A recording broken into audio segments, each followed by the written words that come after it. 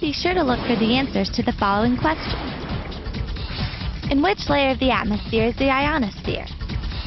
What is a coronal mass ejection? What is space weather? Explain a solar cycle. When you see this icon, the answer is near. But, I think it's...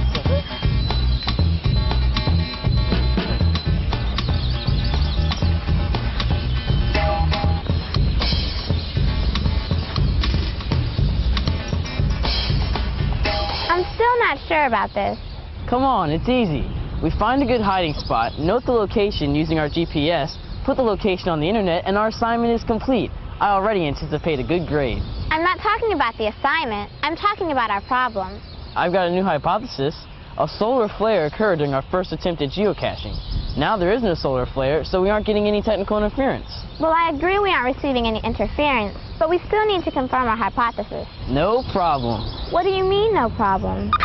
Geo Eagle 1 to home base. Come in, please. Hi, Jacob. We're all set. We should have the results in a few minutes. Jacob, what's going on? I knew you wouldn't just accept my hypothesis, so I did some more research.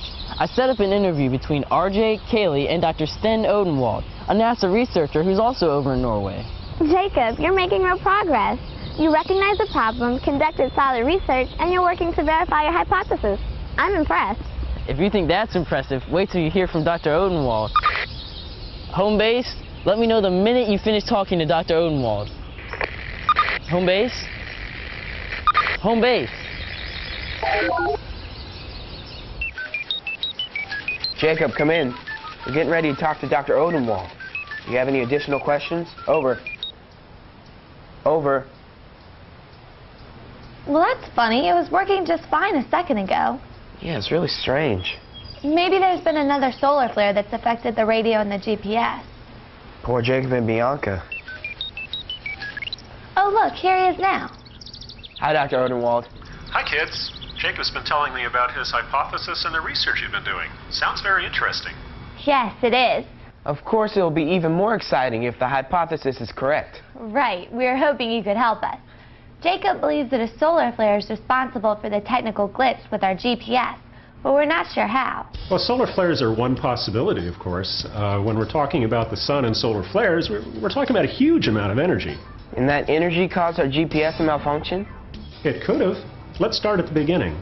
Solar flares happen near the surface of the sun because the magnetic fields there that are all tangled up try to get untangled into simpler shapes, and that releases a huge amount of energy. Sometimes it can heat the surface all the way up to 100 million degrees. That's incredibly hot. It really is. The gases near the flare are so hot that they produce X-ray light, and this light travels to the Earth in about 8.5 minutes and impacts the Earth's atmosphere. Wow, that's quick. And when the X-rays arrive, they disrupt the ionosphere on the daytime side of the Earth. We learned that the ionosphere is part of the thermosphere, where there are a lot of charged particles and free electrons. That's right, and these disruptions can cause shortwave radio blackouts that last for hours. We also learned that GPS communicates using radio waves. And because solar flares affect radio waves, Jacob's hypothesis is right. Well, again, solar flares are only one possibility. You could also have coronal mass ejections and superflares. What are coronal mass ejections?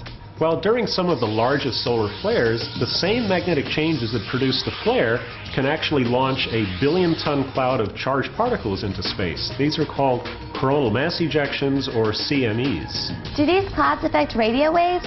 Oh, yes, they can. They also produce some of the most intense and widespread aurora. The thing is that they travel to the Earth much slower than the X-rays do from typical solar flares. It usually takes about 1 to 4 days for a CME to arrive at the Earth. What is a superflare? Well, fortunately for us, superflares are not very common. When they happen, though, they produce an amazing amount of energy. How would a superflare affect the Earth? Well, if you're an astronaut in space, a superflare could produce a life-threatening dose of radiation. Historical record also shows that some of the most powerful flares we've seen so far can produce satellite damage or loss of function. Then our GPS really wouldn't work. Well, that's right. Even the CME from a modest superflare like the one in 1989 caused a blackout in Quebec. Wow, radiation, power shortages, these superflares sound extreme. It's easy to see how something that's strong as a superflare would have an effect on our GPS. But what effect would an average solar flare have? Well, space weather includes all solar flares, CMEs, and super flares can disturb the ionosphere. These disturbances slow down the speed of the radio signals sent to the Earth from the GPS satellite, and the speed can vary from minute to minute. And if the signal takes longer to get to Earth, then our GPS receiver will think that the satellite is further away and give the wrong position. Because the speed changes from minute to minute, the GPS location varies as well.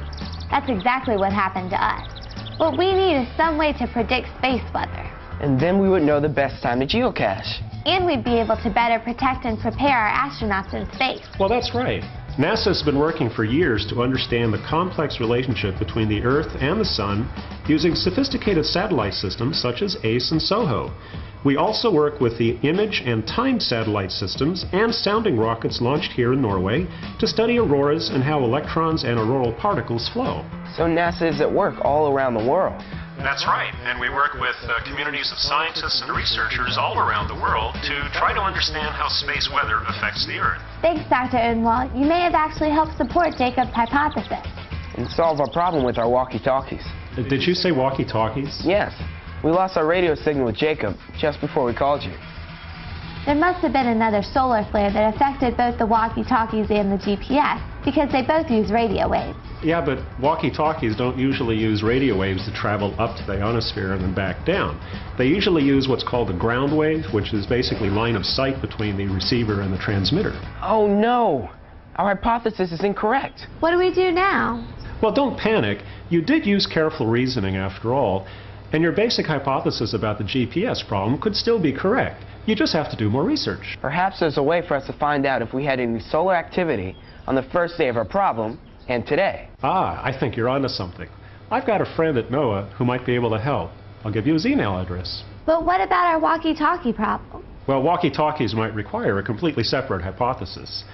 Think about a common problem that affects small electronic devices when they're in the field. What would that be?